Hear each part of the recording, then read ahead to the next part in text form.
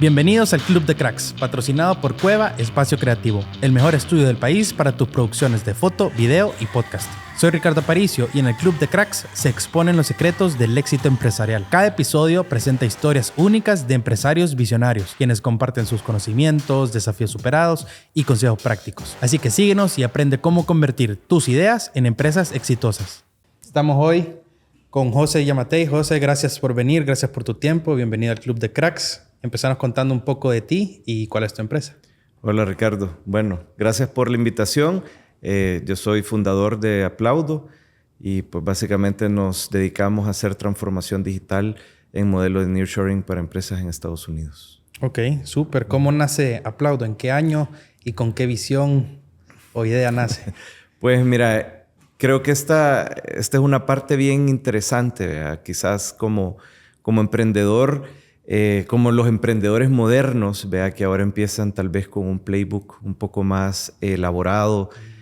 Pues esto nació de una idea entre amigos. Básicamente con Darwin teníamos una amistad bastante cercana. Y en aquel momento, pues nosotros veníamos de trabajar de Dell. Y ahí nos habíamos conocido, ahí habíamos hecho amistad.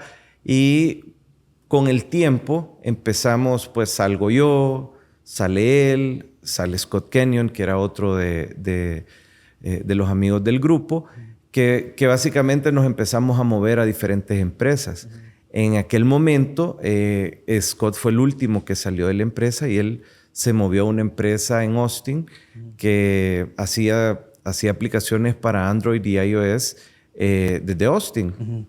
Y básicamente ahí, quizás así, teniendo curiosidad acerca de a dónde se había movido, a qué tipo de empresa se había movido él, fue que pues nosotros habíamos tenido la oportunidad de abrir las operaciones de Dell en El Salvador. Okay. Entonces ahí descubrimos bastante de cómo se daba atención de forma remota a clientes en Estados Unidos. Yo siempre estuve en la parte de operaciones técnicas, toda la parte de technical support. Darwin estuvo conmigo ahí un tiempo. Después se pasó a ventas, a donde estaba Scott. Y pues básicamente ahí creo que había mucha sinergia y había mucho complemento del conocimiento. Y cuando empezamos a preguntarle a Scott, mira, contanos de la empresa, ¿por qué dejaste de él? ¿A dónde estás ahora? Era una empresa bien pequeña y nos llamó la atención pues porque había dejado una empresa Fortune 500, ¿verdad? Por moverse a una empresa pequeña. Y fue en ese momento de que él estaba en la parte como VP de Fulfillment y empezamos a cuestionarle, ¿verdad? Mira, a contarnos de tu trabajo, ¿qué haces? ¿Cuáles son tus desafíos más grandes? Y él nos contó de que tenía un problema porque estaba manejando proyectos de desarrollo con clientes muy importantes en Estados Unidos. Sin embargo, parte de su equipo ejecutor estaba basado en la India. Y pues en aquel momento, estamos hablando del 2012. En el 2012, finales del 2012 más o menos, cuando Scott se mueve, todavía las tecnologías de videoconferencia o de conferencia a través de Internet, los Voice over IP solutions que habían, todavía no eran muy buenos. Estabas en una llamada de conferencia y de repente la calidad del sonido no era muy buena, se iba. Entonces, para hacer software, parte de lo fundamental es tener un proceso de colaboración. Y en aquel momento, el gran desafío que Scott nos comentó fue, miren, es un problema, tenemos proveedores que nos dan el servicio con horario completamente contrario, con una afinidad cultural desastrosa y un nivel de comunicación que no les entendemos. Y como los tres habíamos trabajado en Dell, sabíamos que Scott conocía muy bien el nivel de inglés de El Salvador. Entonces a Darwin se le ocurre, mira, ¿y no será que desde El Salvador te podemos buscar algún proveedor o ingenieros que puedan hacer ese trabajo? Y en ese momento él dijo, hey, no lo había pensado, pero si ustedes consiguen a alguien, seguramente nuestro equipo de desarrollo estaría dispuesto a evaluarlo. Y fue ahí donde nació, digamos, la idea de buscarle solución a ese problema. Esto te entendí que le estaban buscando desarrollador para la empresa en la que él estaba. Para la empresa que él está. Claro. Y entonces, ¿en qué punto dicen, bueno, ¿y por qué no hacemos una empresa nosotros tres? Fíjate que creo que ahí Darwin fue el que de repente, vea, cuando Scott dice, sí, ayúdenme a buscar a alguien, él se aventuró e hizo una presentación comercial, como que si nosotros ya teníamos una empresa que le podía dar servicio. Sí. Y me dice, mira, José, fíjate que hice esta presentación. Vos que estás en el rubro de tecnología, seguramente conoces gente que pueda hacer esto. Tal vez nosotros podemos buscar proveerle la solución que Scott anda buscando. Y pues en eso para mí fue un shock. Y yo veo la presentación. La verdad que todavía es algo que tratamos de enseñar en nuestras, en nuestras reuniones de inducción, digamos, de dónde nace la idea. Y ahí fue la primera vez que, bueno, parece ser que tenemos una oportunidad y tenemos que ir a explorar. Te confieso que en ese momento todavía no estábamos pensando en lo que es Aplaudoid, para nada. Sino que quizás lo que vimos en ese momento, porque pues los dos estábamos trabajando, teníamos buenos trabajos, estábamos contentos, pero quizás fue la oportunidad de generar empleo de calidad para jóvenes en El Salvador. Y eso fue lo que nos motivó a seguir buscando y persiguiendo la oportunidad. Y siempre con la visión de clientes en el exterior, no clientes locales.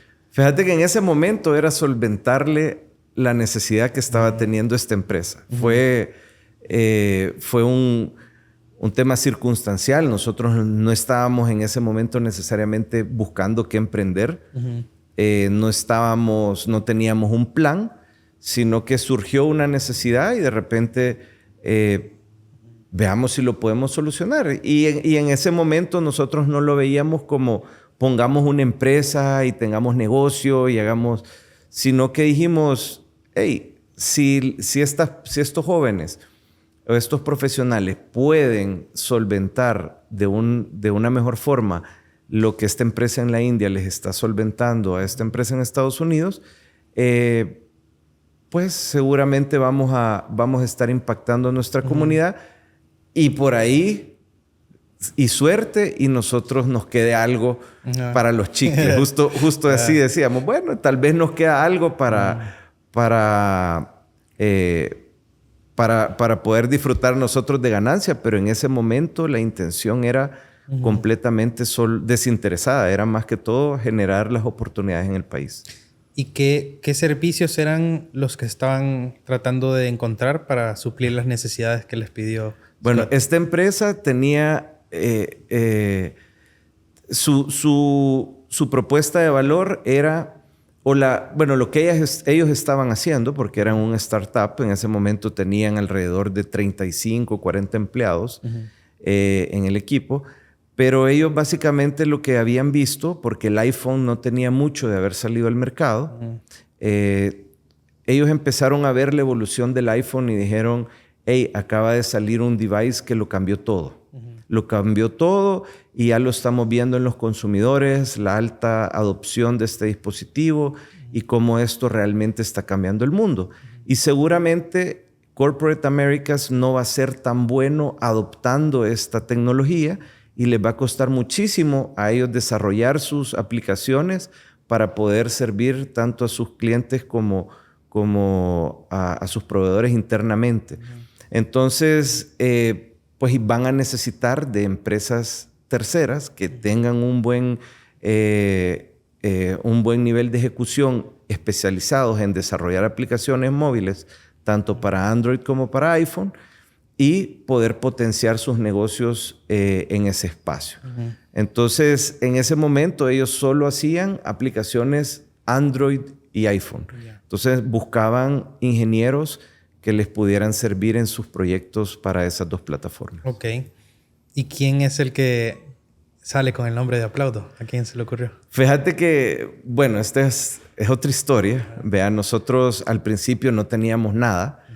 Yo me fui a Estados Unidos a vender la idea con el director de desarrollo, a ver si nosotros les podíamos dar el servicio, que en ese momento era un modelo de outsourcing completamente puro, porque nosotros no teníamos ninguna práctica desarrollada de cómo manejar un proyecto de desarrollo entero. Y no teníamos nombre. La cosa que fui a Estados Unidos, me reúno con esta persona, le gustó la idea, me dijo, mira, si ustedes en realidad me pueden... Yo creo que el tipo estaba tan desesperado por encontrar estos recursos, porque no habían programadores de Android y iPhone en el mundo en general. Entonces me dice, mira, si ustedes me pueden conseguir estos perfiles, seguramente vamos a poderles dar un poco de volumen de nuestro trabajo. Y en ese momento en la presentación no tenía nombre. Y la primera tarea de eso, ¿y cómo se llama la empresa de ustedes? Y habíamos dicho que ocupamos el nombre de una sociedad que tenía Darwin, que se llamaba Investment Alliances. Entonces era un nombre complicado. Entonces, bueno, dijimos, mira, ¿sabes qué? Fíjate que ahorita estamos haciendo un pivot y vamos a hacer un rebranding, y eso causó que nosotros contratáramos a un diseñador, a un freelancer, que nos hiciera unas propuestas de logo, algo sencillo, rápido. No me recuerdo si le habremos pagado $300 a alguien para que nos hiciera las propuestas del branding. Y nos entrevistó y nos dice, miren, ¿y de qué se trata su negocio? Y en ese momento nosotros empezamos, bueno, no lo habíamos pensado tampoco tan profundamente, pero dijimos, bueno, quizás nosotros quisiéramos tener una empresa similar a la que vamos a servir. Entonces, pues una empresa que dé servicios de desarrollo tanto para el Android como para iPhone. Entonces somos una empresa móvil. ¿Y qué hace? ¿Qué significa eso? Y bueno, nosotros vamos a hacer software y cómo se interactúa el software con una computadora, pero las aplicaciones son con el teléfono y la mayoría son touch. Entonces, a raíz de eso viene el diseñador y nos hace la propuesta. Eran 3 propuestas. Y la que más nos gustó fue Aplaudo, porque el logo inicial era una mano que tenía una arroba en medio. Ese todavía tengo el logo original en mi oficina. Y básicamente lo que significa es que aplaudir es un gesto que se hace de aprobación, de celebración.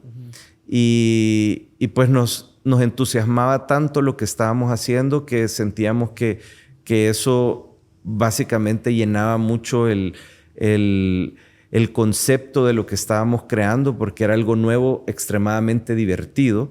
Las aplicaciones creíamos que eran algo que hasta la fecha se interactúan con las manos, las de los teléfonos. Entonces, digamos que la acción de aplaudir, de aprobación y el gesto de interacción con las manos era lo que en su todo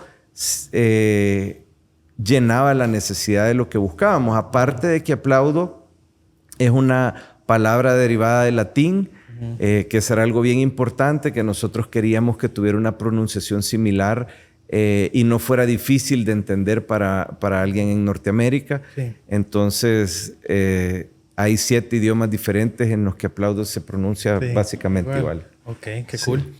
Vaya, ahora hablemos un poquito de ti. ¿Qué fue lo que estudiaste? Yo estudié Administración de Empresas. Okay. De eso me gradué, pero estudié 4 años de Ingeniería en Sistemas. Ok. ¿Y cuál fue tu primer trabajo? Mi primer trabajo fue trabajé en Compramérica. Estuve en el call center, que era una empresa que hacía importaciones de productos que los consumidores podían comprar desde Amazon aquí en El Salvador. Y básicamente era como un casillero, como lo que hace TransExpress, pero en aquel momento era de una forma más análoga. Porque alguien llamaba y decía, hey, he visto algo en Amazon. lo quiero cotizar y esta empresa te lo ponía en la puerta de tu casa. Ok. Y ahorita en Aplaudo, ¿a qué te dedicas? ¿Qué manejas ahí? Bueno, en mi rol bueno, primero de fundador, yo tengo el rol de presidente de la junta directiva. Adicionalmente, funcionalmente, digamos, en el día a día, soy alguien más comercial. Estoy como account executive viendo la parte comercial, porque ahorita estamos en un proceso de construcción de una nueva propuesta de valor. Entonces estamos diseñando procesos, estamos diseñando nuevos productos que estamos sacando. Entonces a mí me encanta construir. Entonces siempre me muevo a diferentes áreas de funcionales a donde se necesita más manpower para llegar a construir nuevos procesos. Ok. Con los servicios iniciales de Aplaudo, ¿cuántos más se han ido agregando hasta la fecha? Mira, más que agregando, ahorita te pudiera decir que tenemos 7 diferentes servicios. Sin embargo, cada uno de los servicios se ha ido transformando. Creo que nosotros empezamos solo con outsourcing, que ahora se llama más que todo staffing, staff augmentation. Ese quizá fue nuestro primer giro de negocio. Pero hemos ido evolucionando dentro de ese mismo giro a diferentes áreas dentro del desarrollo, porque al principio nos enfocábamos muchísimo solo en la parte de coding de Android y iOS. Después pasamos dentro de la cadena de valor, diseño, control de calidad, servicios en la nube, release, maintenance. Después empezamos diseño y ya podíamos hacer una solución end-to-end. Y ahora ya tenemos partnerships. Ahora somos una consultora de transformación digital que pues casi 11 años ya de estar en el mercado. Estamos próximos a cumplir 11 años, a donde hemos tenido quizás un proceso de madurez que nos ha permitido ir ampliando nuestra oferta de servicios y profesionalizándola muchísimo más con el tiempo. ¿Has visto un cambio como, no sé si radical, pero en el modelo de negocios, del inicial a donde están actualmente? Pues sí. Nosotros iniciamos más que todo staff augmentation, que eso es más como manejo de planilla, ¿verdad? Pero nosotros nos movimos ya a los servicios administrados. Ahora quizás nuestra segunda evolución fue entrar a hacer proyectos enteros, proyectos llave en mano. Después ya la tercera evolución fue servicios administrados de desarrollo y ahora es consultoría de transformación digital. Y esto sí requiere funcional y profesionalmente diferentes actores dentro del equipo. Ok. Ya a la hora de iniciar una empresa, o sea, con tu experiencia con Aplaudo, ¿cómo se pusieron de acuerdo desde un inicio para decir, va, esta es la área que vamos a necesitar? Esto quizás es lo fundamental para empezar. ¿Cómo se organizaron y cómo reunieron capital para ya arrancar la empresa? Fíjate que todo fue bien orgánico. En realidad fue también momentos, ¿verdad? Creo que tuvimos un poco de suerte, quiero decir, ¿verdad? En el sentido de que suerte que quizás fue en el momento oportuno, a donde pudimos hacer cosas. Cuando se da la oportunidad de Aplaudo, yo en ese momento, pues pasamos un año que estuvimos el proyecto, a donde solo quizás fue todo el 2013, sí, del 2013 al del 2013, que eso fue antes de ya convertirnos en Aplaudo. Nosotros estuvimos durante ese periodo, pues Darwin y yo estábamos trabajando, teníamos nuestro trabajo full time y teníamos este proyecto donde teníamos a 2 desarrolladores, después 3 durante un año entero y después decidimos, después yo salgo del trabajo donde estaba, se me dio la oportunidad estaba buscando una nueva oportunidad y para mientras dije, bueno, voy a ir a ver qué ordenamos en lo que ahora se llama Aplaudo. Y ahí fue donde le pusimos el nombre. Pusimos una oficina porque queríamos, quizás el objetivo era, mientras yo estaba con tiempo disponible, armar una oficina. El tema es que después de 3 meses ya éramos 7 personas. Y básicamente se me dio la oportunidad de decir, bueno, o me quedo o tomo porque ya me había salido un buen trabajo que me interesaba, o regreso y me empleo. Y fue una decisión, creo que la más difícil, de las más difíciles que me ha tocado tomar, porque en ese momento quizás uno cuando está trabajando en una empresa tiene una seguridad de que vas a recibir tu paga cada 15 y 30. ¿Vea? Yo ya era padre de familia, yo tenía mi hija Valeria, tenía mis responsabilidades en casa y básicamente eso significaba, porque casi el primer año no tenía salario. Entonces, personalmente para mí significaba seguir no percibiendo, sino que al contrario, invirtiendo en un potencial de negocio. Entonces, después de esos 3 meses, al ver que ya habíamos crecido, ya estábamos en una oficina donde era muy pequeña, era como de 20 metros cuadrados, pero habíamos 7 personas ahí metidos. Ya era un tema de que se sentía, hey, algo está pasando aquí. Y si me voy, probablemente esto se cae. Y lo hablamos con Darwin y me dice, mira, si vos te vas, esto seguramente se va a caer porque yo tampoco puedo meterme full time. Así que es ahora o nunca. Eso sí, por la situación al que le tocaba era a mí, ¿verdad? Y entre los dos decidimos, hey, sí, ¿sabes qué? Me voy a aventurar, ¿verdad? Vamos a hacerlo.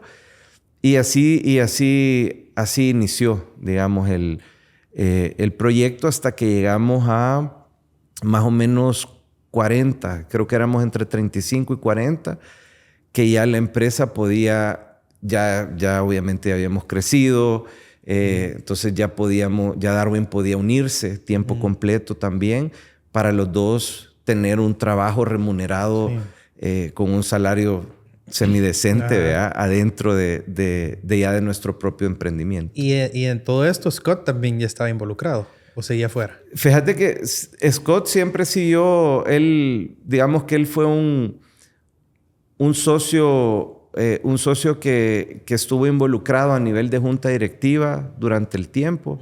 Él agregó muchísimo valor digamos, más que todo desde la perspectiva externa, estrategia, como él estaba en el rubro, quizás él entendía un poco más o mejor que nosotros, digamos, los macros de lo que estaba pasando. Y pues cuando se unía en las juntas directivas, porque en el día a día no teníamos cero conexión con él, era más que todo cuando lo invitábamos a la junta y era... lo hacíamos partícipe de lo que estaba pasando y él nos generaba valor con toda su opinión, ¿verdad? Pero él siempre estuvo ahí, pues, apoyando y ayudándonos a guiar el emprendimiento que estábamos teniendo. Ok. ¿Cuáles consideras que fueron como los mayores desafíos cuando empezaban? Fueron muchísimos.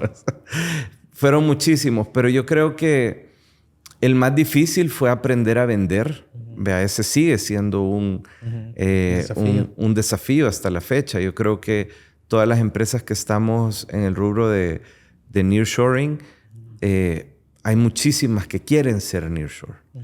Y la mayoría te dice, yo quiero, pero ¿cómo lo hago? No puedo. Es muy, muy, muy difícil. Y yo creo que todo empieza con entender bien a la necesidad de tu cliente, vea, acercarte. Yo creo que eso, aprender a vender en Estados Unidos es un desafío por sí mismo. ¿Cómo lo haces? Es un desafío. Romper el paradigma mental de que sí se puede. Eso también es de lo más difícil. Y lo segundo es, digamos, el talento, la capacidad. Porque, digamos, acá nosotros batallamos muchísimo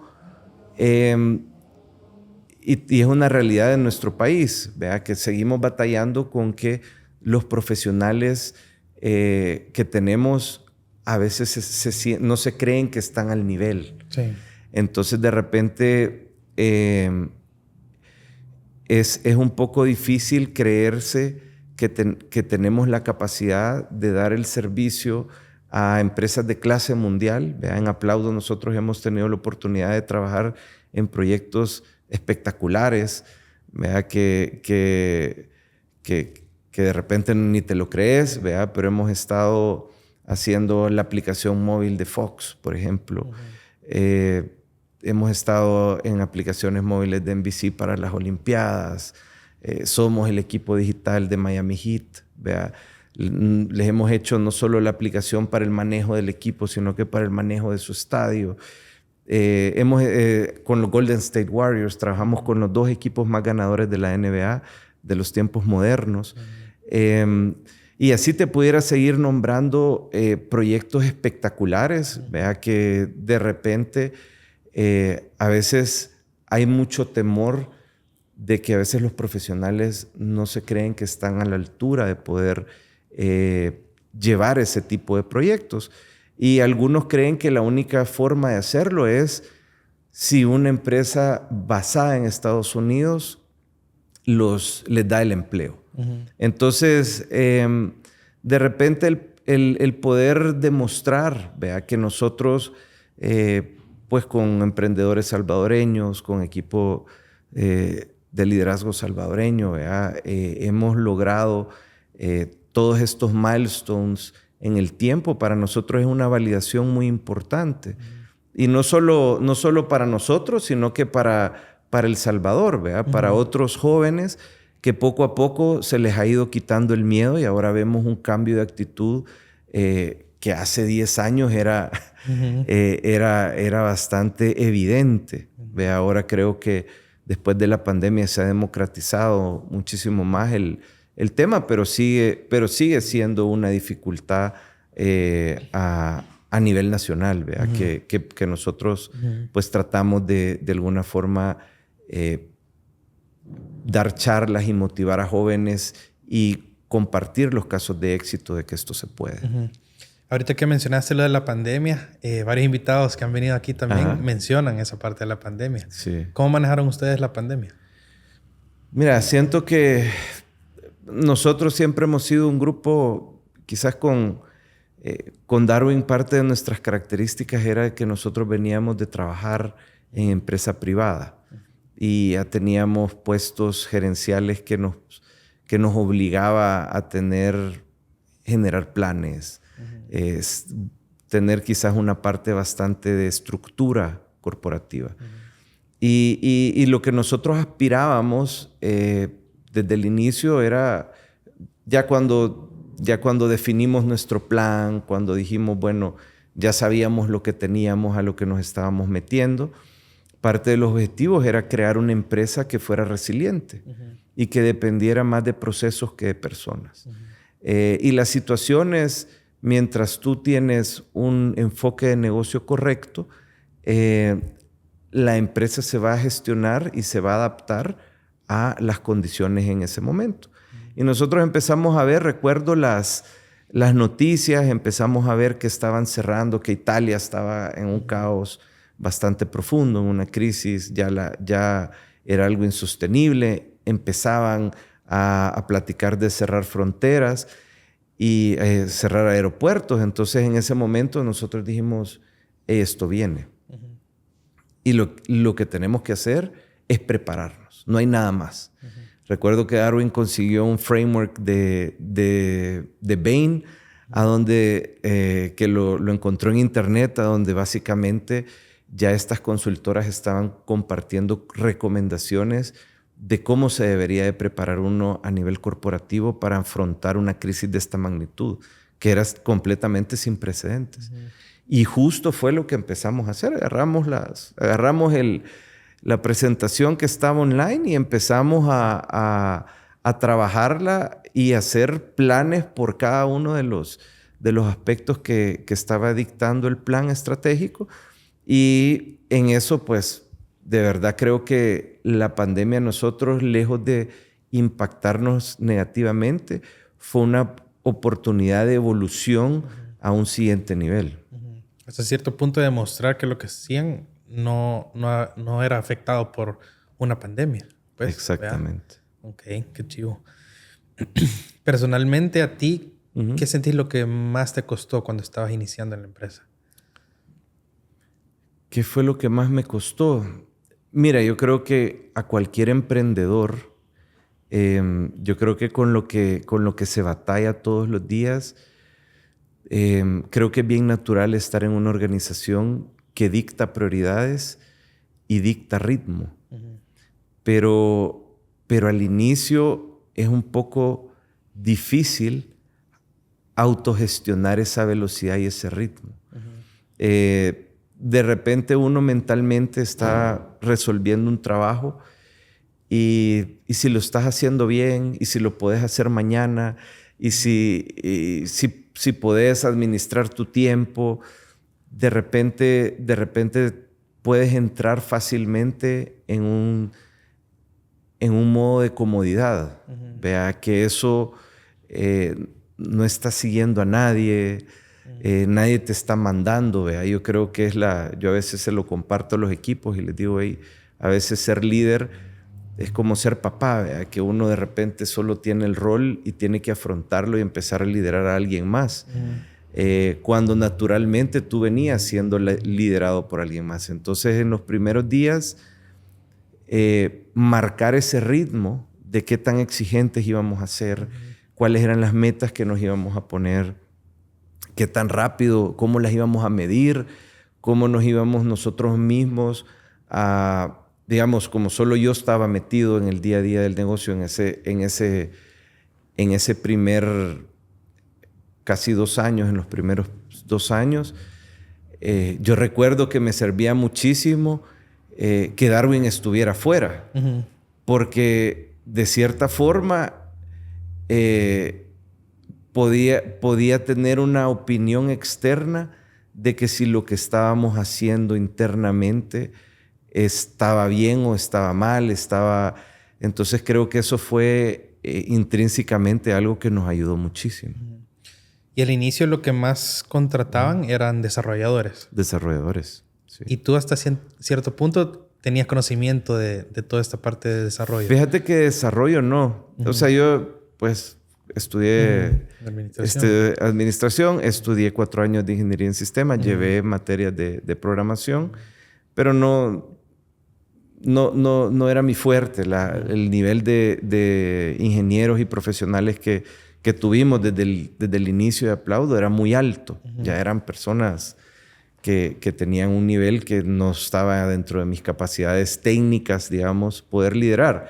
Sin embargo, yo tenía mucha experiencia siendo people manager. Yo siendo jefe de otras personas, liderando a otros. Entonces, quizás mi trabajo inicial fue construir cultura. Fue construir cultura, fue construir las bases necesarias para que este talento pudiera desarrollarse y dar su máximo. Porque parte de lo que nosotros notábamos es que algunos de las condiciones que se tienen en Latinoamérica o se han tenido en Latinoamérica históricamente, hasta ese momento era que si tú pensabas en alguien de IT, tú ibas a cualquier banco, a cualquier lado, era bien común que estuvieran metidos en algún sótano, que era, digamos, un equipo de tecnología, no era una prioridad dentro de una organización, sin embargo, sí era una necesidad, pero no había en algunas empresas era un tema de saco y corbata, era algo como bien formal.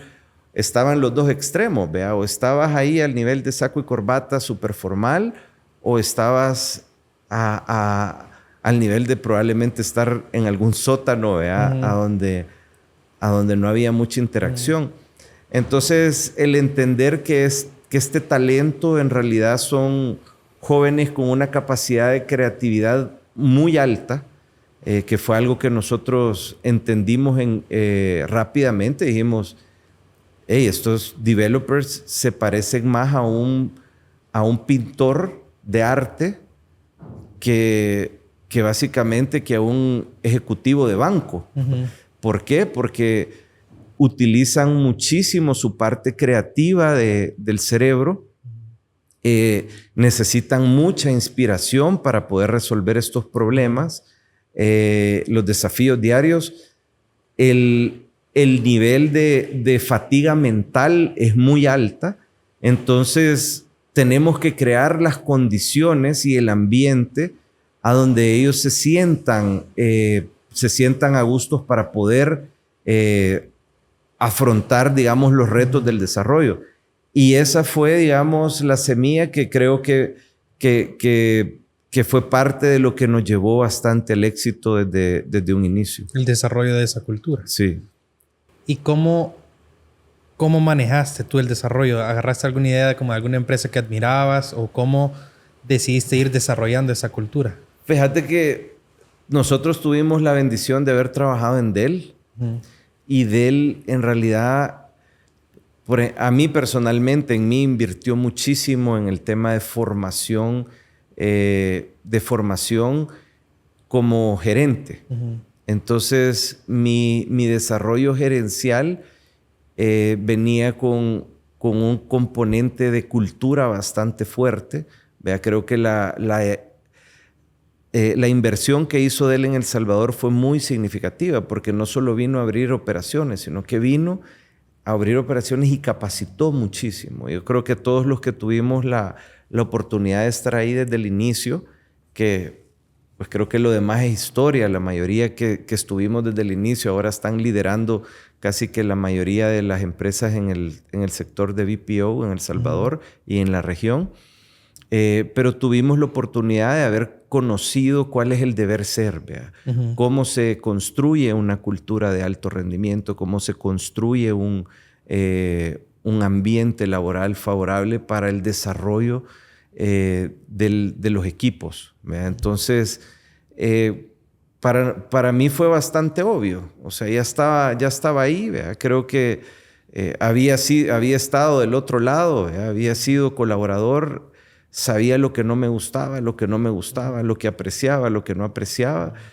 Y creo que partimos de la base fundamental de aquí vamos a hacer lo que consideramos que era correcto hacer y no lo que nos molestaba en otros trabajos que nos pasara.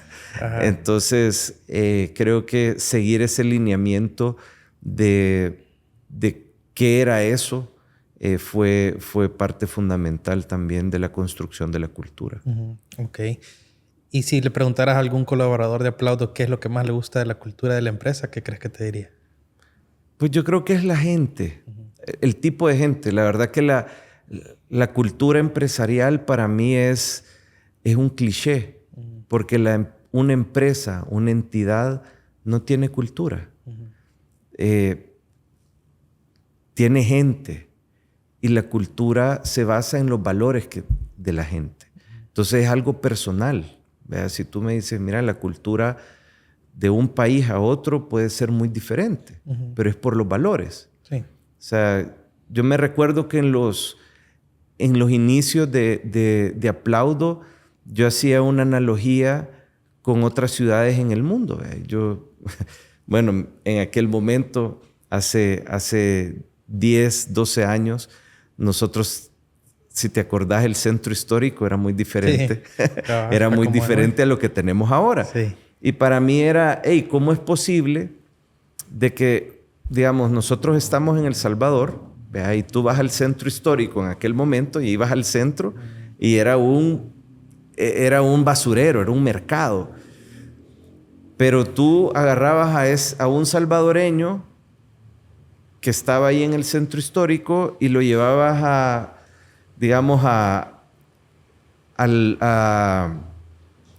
Nueva York, ¿verdad? Uh-huh. Al Parque Central, a Central Park en Nueva York. Y de repente tú vas ahí caminando y ves que alguien avienta una lata y Y aunque seas de El Salvador, estoy seguro que casi que salís corriendo a agarrarla y tirarla a la basura, porque tú ves que todo está limpio. Entonces decía, bueno, es que esto en realidad es un tema de valores personales, ¿verdad? Y es decir, el humano se adapta, tiene una capacidad de adaptación, ¿verdad? Y si nosotros nos ponemos estándares como profesionales, a nivel individual nos ponemos estándares más altos, pues todos vamos a seguir esos estándares. Entonces, ¿qué tal que hacemos en Aplaudo un lugar a donde se maneje ese estándar? Hagan de caso que estamos en Japón, que estamos en Alemania, que estamos en otro lugar, y seguramente nosotros, hasta solo por tener ese pensamiento, vamos a comportarnos de una forma diferente. ¿Cómo lograron diferenciarse en un mercado que tal vez iba en su momento, cuando empezaron, estaba en auge todo este tema de las, creo que aplicaciones y así? Sí. ¿Cómo, no sé si compararse a otra empresa, porque tal vez no habían muchas, pero cómo decidieron que iban a ser diferenciadores en el mercado? Buena pregunta. Mira, nosotros, quizás el competidor tradicional siempre ha sido la India. Entonces nosotros competíamos con una propuesta de valor por modelo de servicio. Nosotros decíamos quizás a nuestros clientes en Estados Unidos, mira, tú ahora tienes y pagas tal vez un tercio, vea, de tu costo porque tú tienes equipos en la India. Pero eso tiene ciertas implicaciones. El mundo estaba dando un shift significativo en ese momento. Estaban pasando, digamos, dos cosas. ¿Vea? Estaba surgiendo el modelo de nearshoring y estaba entrando la metodología ágil. La metodología ágil lo cambia todo, porque antes en el método la metodología de cascada, tú pedías un software y era llave en mano. Entonces tú decías, mira, yo quiero un software, te tardabas tal vez 1 o 2 años en planificar la solución, lo mandaban a una fábrica en la India y de ahí regresaba el producto terminado y ya tú solo lo implementabas. ¿Qué fue lo que cambió en la metodología del desarrollo? Entra la metodología ágil, que es un proceso de co-creación, casi que you build the plane as you fly it. Entonces tú dices, mira, yo quiero una plataforma para hacer e-commerce, streaming, lo que sea, pero no tienes el detalle exacto de todos los features, sino que vas haciendo mejoras incrementales a medida vas teniendo feedback de tus usuarios. Entonces eso requería más colaboración en tiempo real. Y digamos que bajo ese modelo las empresas offshoring tenían una desventaja. Entonces nosotros vimos esa oportunidad y empezamos a posicionar más los atributos de valor acerca de nuestra afinidad cultural, capacidad de comunicación, precio menor a hacerlo con una empresa que estuviera en Estados Unidos. Y básicamente pues estamos de Miami, estamos más cerca nosotros que los que están en Miami de Los Ángeles, por ejemplo. Entonces estamos casi a la misma distancia de Miami a Nueva York que de Miami a El Salvador. Entonces estamos básicamente geográficamente bien posicionados con hora del centro que nos permite trabajar proyectos. Si tú sos una empresa del este de Estados Unidos, es muy difícil darle servicios a una empresa del oeste de Estados Unidos. ¿Vea? La diferencia de horario es significativa. Cuando se trata de tomar decisiones, ¿cuál consideras que es lo más importante a tener en cuenta? Tomar la decisión. Para no pensar. Sí, tienes que... Mira, creo que eso es... a veces hay organizaciones que nosotros consideramos que sufren de parálisis análisis. ¿Vea? Y de repente no tomas decisiones. A veces una mala decisión es una decisión que nunca se tomó. Porque no tuviste la oportunidad ni de saber si funcionó, ni de que no funcionó para hacerlo mejor. Entonces, en mi perspectiva, lo mejor es tomar decisiones. Tomar decisiones. Ok.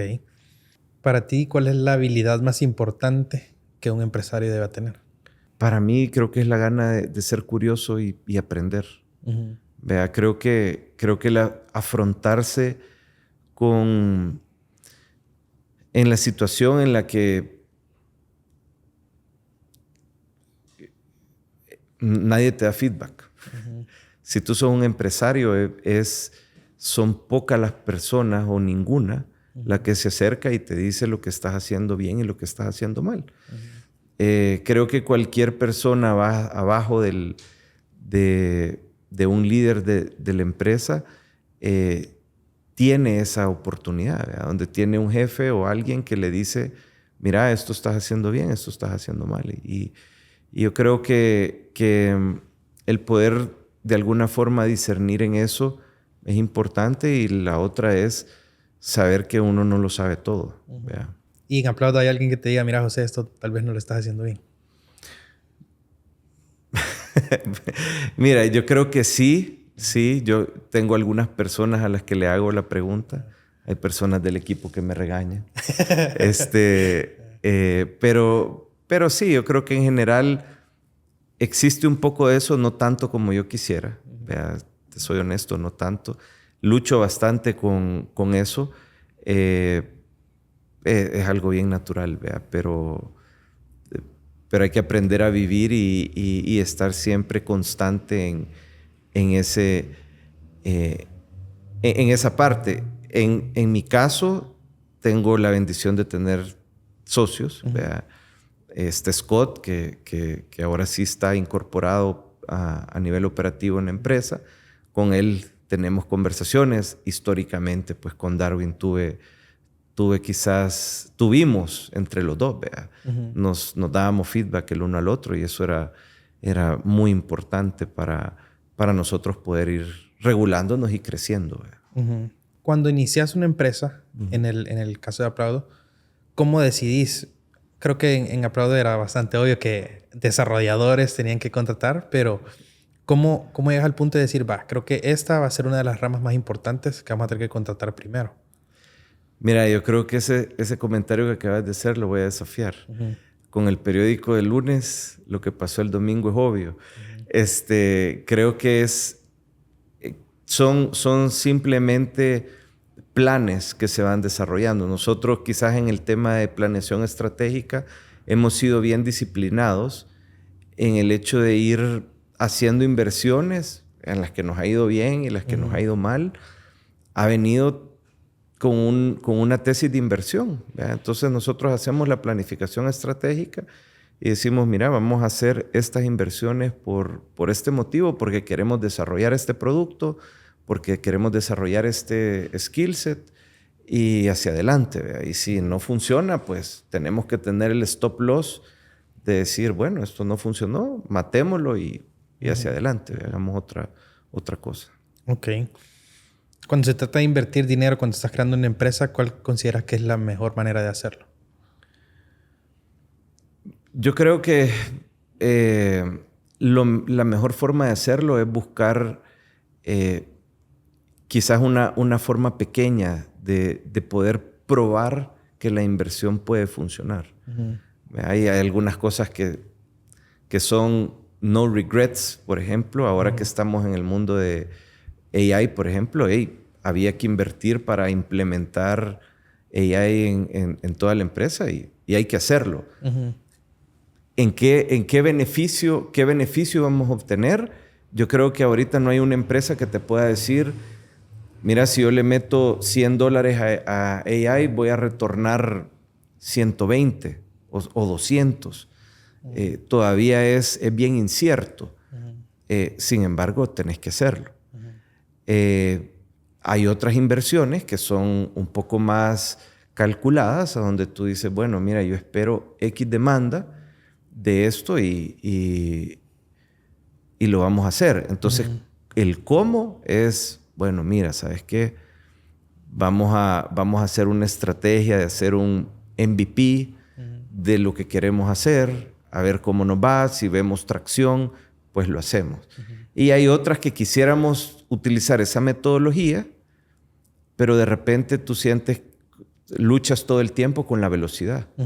Y tú dices, es que si no lo hago ya, para luego va a ser tarde. Sí. Entonces, siempre hay un balance. Y esas son las decisiones que llevan su riesgo. Ahorita que mencionaste lo de AI, ¿crees que ha impactado de manera negativa al tipo de rubro que se dedica Aplaudo o crees que lo están aprovechando bastante? Pues yo creo que lo estamos aprovechando, lo vamos a seguir aprovechando y yo creo que esta es una oportunidad increíble para nosotros. Porque desde nuestra perspectiva, la inteligencia artificial en realidad solo es una herramienta más para el humano. Entonces, a mí me gusta hacer las analogías desde al inicio del desarrollo de la humanidad. No existía la rueda, existió la rueda. ¿Verdad? De repente vino más adelante en el tiempo. Eso es lo que el humano hace herramientas. Inventó la calculadora y ahí está. ¿Verdad? Y uno dice, bueno, ¿será que desde que existe Excel no deberían de haber contadores? Pues la razón, digamos que el resultado no es que los han suprimido, sino que se han mejorado. Entonces nosotros vemos que hacia adelante los humanos que estemos utilizando esta herramienta vamos a tener ventaja. Y parte del efecto que ha hecho la inteligencia artificial es que si el mundo iba corriendo a 100 kilómetros por hora, ahora va a 150 kilómetros por hora. Entonces, el nivel de obsolescencia al que se somete una empresa es mucho más alto. Entonces, si tú hacías una inversión en tecnología para 7 años, ahora tu inversión te va a durar 5, porque tu nivel de obsolescencia va a ser muy alto después de 5, así que vas a tener que volver a generar otro ciclo de inversión. Y vas a necesitar una empresa como Aplaudo para que te ayude y te acompañe en todas esas implementaciones. A lo largo de todo el proceso. Sí. Ok. ¿Cuál consideras que tiende a ser el error más común al invertir capital en un negocio? Quizás no hacer un análisis financiero justo. ¿Vea? Creo que ese es un error. El mercado ha generado indisciplina, ¿vea? De cómo hacer las cosas, ¿vea? Y yo creo que son momentos. Ahora existe un término que antes ni existía, ahora FOMO, que de repente hay inversiones y si alguien yo también quiero estar, ¿vea?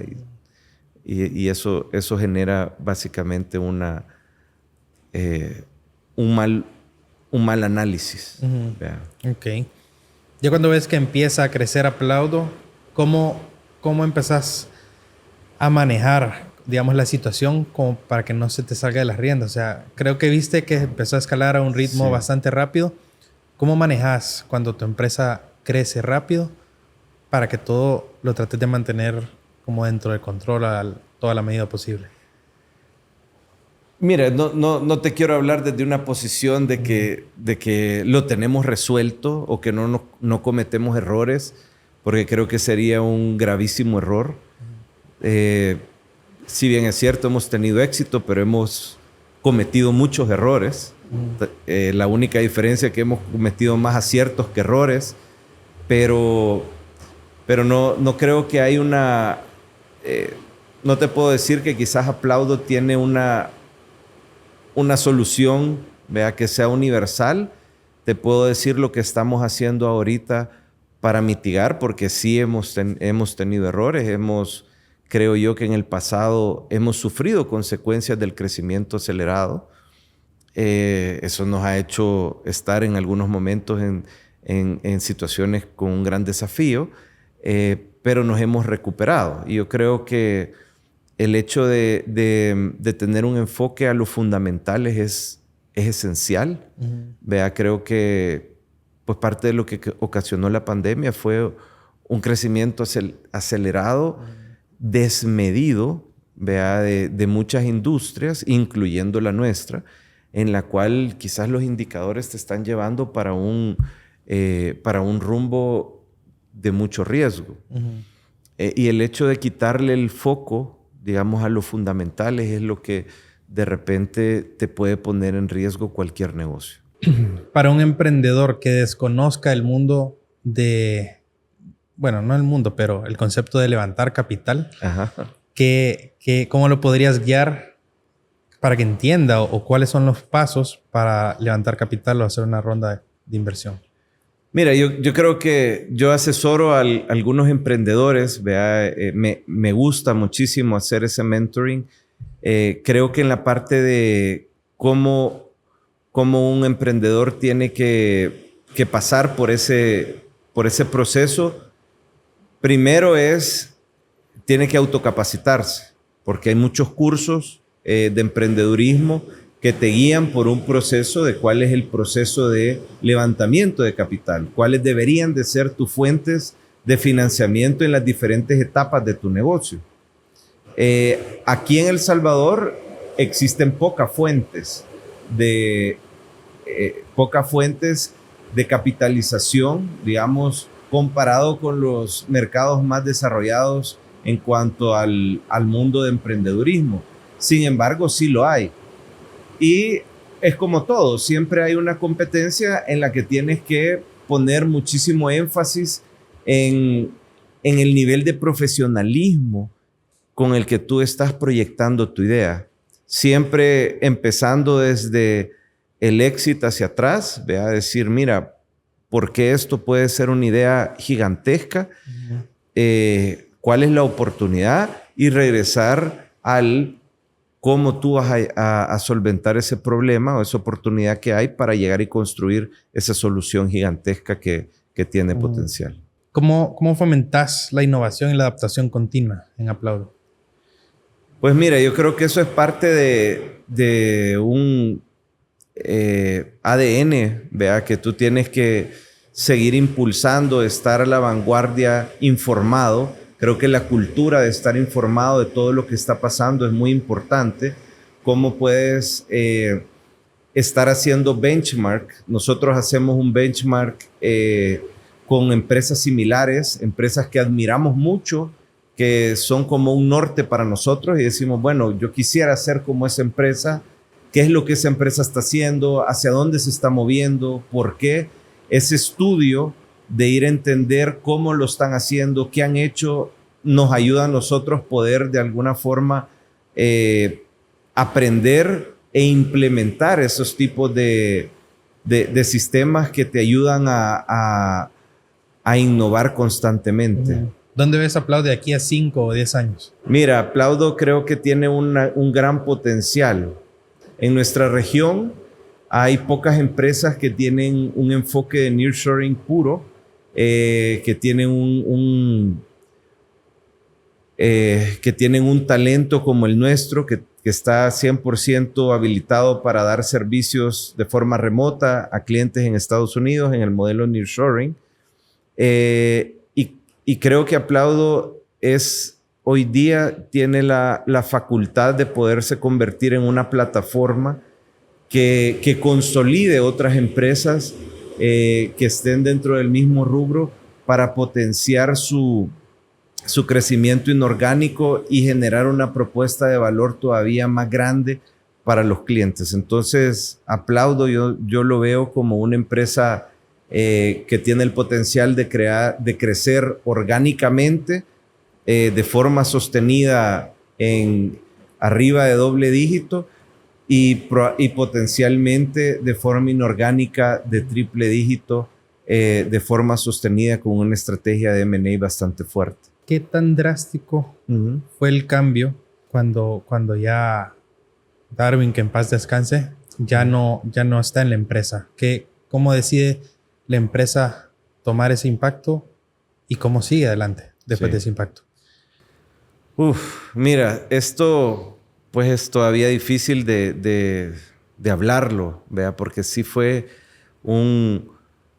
ha sido quizás lo más duro, o sea, no se me ocurre algo más duro que pudimos haber vivido empresarialmente, ¿vea? Una pérdida tan grande, tanto a nivel personal, que yo creo que ha sido lo más difícil, ¿vea? Tener a alguien ahí todos los días, ¿vea? Durante años, creo que nos veíamos más que a nuestras familias y esposas, ¿verdad?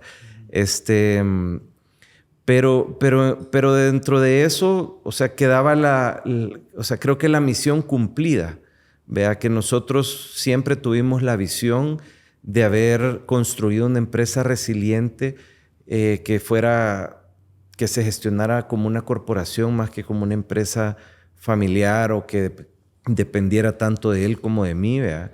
Creo que nos quedamos con esa satisfacción y el entender que habíamos logrado esa meta porque Aplaudo nos había trascendido a ambos.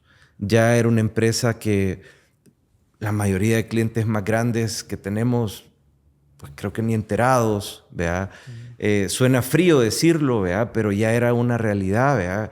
Que al principio nosotros lo veíamos como tal vez un potencial riesgo, pero viéndolo hacia atrás era, hey, esto se volvió tan grande que para la comunidad en El Salvador, para los que estábamos cerca, ¿verdad? Si decimos, bueno, nuestro mundo es este, el mundo de Aplaudo es este, ¿verdad? Para nuestro mundo sí fue bastante doloroso y pues más a nivel personal, pero a nivel corporativo, digamos, el impacto fue, gracias a Dios, fue diferente, ¿verdad? Fue menor, pero fue precisamente por eso. Porque desde la pandemia, yo recuerdo cuando empezamos la pandemia, parte de ese plan que yo te mencioné que seguimos de Bain, hablaba acerca de tener modelos de sucesión. Entonces, recuerdo haber tenido esas pláticas duras con Darwin en aquel momento, que era, hey, mira, ¿y qué pasa si me da COVID a mí o te da COVID a vos? ¿Y qué hacemos? Vea, la gente se está muriendo. O sea, ¿qué es lo que va a pasar? Vea. Entonces, desde ese momento nosotros nos habíamos preparado, nos habíamos organizado, más que todo por pandemia, ¿verdad? Creo que a bien o a mal la pandemia nos preparó para una situación, para poder manejar de forma satisfactoria una situación de este tipo. Y básicamente, pues, digamos, pues seguimos de luto interno, ¿verdad? Pero gracias a Dios creo que con la frente bastante en alto, viviendo el legado, ¿verdad? De todo el aporte que él hacía, porque él era un gran líder, ¿verdad? Creo que eso la gente de El Salvador lo conoce y que la que lo conoció pues sabe la calidad de persona y de líder que él era. Y eso pues obviamente se lo inyectaba a la empresa constantemente y eso era un factor importante. Ok. Chivo, ya para cerrar, te voy a hacer una lista de preguntas y esas contestarlas con lo primero que se te venga a la mente. Sí. ¿Cuál ha sido el mejor consejo que te han dado? Mira, el mejor consejo creo que es tener un plan. Creo que para todo lo que hagas, hacer un plan. Creo que las cosas salen mejor cuando están de alguna forma planificadas. Así que eso le pudiera recomendar yo a cualquier persona. Chivo. ¿Qué es algo que estás tratando de aprender o mejorar actualmente? Mi capacidad de comunicarme.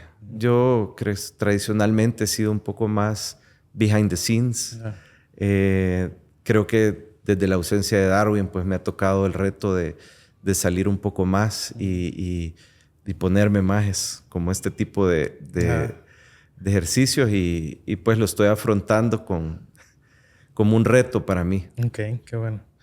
¿Qué es algo que antes considerabas importante y ahora realizas que ya no lo es? Yo creo que la definición de éxito, creo que antes yo la miraba con una importancia distinta. Ahora, pues creo que obviamente hay situaciones en la vida que te hacen repensar qué es lo más importante de tu vida, ¿verdad? Y pues para mí el estar trabajando, el estar metido, eso era creer que uno es indispensable. Es algo que consideraba muy importante. Ahora pienso que no. Ok. ¿Cuáles son tus libros favoritos? Mira, yo la verdad que no soy tanto de lectura. Sí, o sea, de lectura, cómo no, sí leo mucho de libros de automejora. Quizás en el tipo de skills que me gusta desarrollar más. Persuasion para mí es un libro bastante que me ayuda a poderme comunicar mejor, leer mejor a las personas. Vea, eso se lo recomendaría a cualquiera. Creo que el poder de la comunicación es un superpoder y cualquiera que se pueda meter en un proceso de mejora continua de su capacidad de comunicación es algo que se lo recomiendo a cualquiera. ¿A qué 5 empresarios salvadoreños escogieras para ser hosts en Shark Tank El Salvador? ¿A qué 5? Wow. Mira, definitivamente creo que Fernando Crid creo que es alguien que admiro mucho. Creo que tiene todo el skill para poder hacer algo así. Don Javier Prado, que es alguien también que es socio nuestro, que de verdad su rol ha sido muy importante dentro de la evolución de Aplaudo. Puedo hablar, bueno, Diego de Sola, me parece que es alguien también muy bueno, enfocado en finanzas. Alexandra Araujo, su esposa también, una persona brillante en el tema de negocios y finanzas. Definitivamente Rodrigo Tona pudiera ser alguien muy bueno. Interesante. Sí. Va, él es alguien que admiro mucho también. Ok. Si crearas una ley mundial, una regla que toda persona deba seguir, ¿qué fuera? Mira, yo creo que todos nos respetemos los unos a los otros. Yo creo que esa es la base fundamental de poder generar cualquier relación. ¿Qué consejo le darías a tu versión de 18 años? Quizás no tenerle miedo al fracaso. Aquí hay $200,000. Si te dijeran, José, agarrarlos, gastarlos, despilfarrarlos o invertirlos, ¿qué harías con ellos? Dependiendo en el momento de la vida de cada quien, ¿vea? Pero digamos, hoy día yo creo que los invertiría en probablemente real estate. Ok. Sí. Y si te los quitaran y solo te dejaran con 10, ¿cómo consideras tú hacer estos 10, 200 otra vez? Siempre hay formas de crear riquezas. Hay muchísimas ideas, vea, vehículos, ya sea como inversor o emprendedor, que tú puedes iniciar y agarrar $10,000. Nosotros en Aplaudo, pues básicamente no teníamos nada. Empezamos la empresa, creo que esto nadie lo sabe, empezamos la empresa con $25,000. Okay. Ese fue nuestro capital inicial, que nos llevó hasta donde estamos ahora. Y con esos 25,000 contrataron varios desarrolladores o cómo decidieron. Sí. El dinero fue para contratar gente y empezar a generar cash flow del servicio que se estaba dando. Yo creo que esto no lo hablamos, pero ¿cuál fue su primer cliente? Fue Phoneware. Ok. ¿Y los otros clientes fueron por referencias de él? Fíjate que no. Nos metimos a un montón de sitios como de freelance. En aquel tiempo existía este sitio que se llamaba Elance, que era básicamente un sitio donde habían empresas que hacían bids por proyectos. Y ahí empezamos. Ok. Sí. Qué cool. Bueno, José, gracias por venir. Gracias por tu tiempo. Espero que sigan creciendo la empresa a niveles exorbitantes. Y pues eso. A los que llegaron hasta aquí, gracias. Y nos vemos en el siguiente episodio.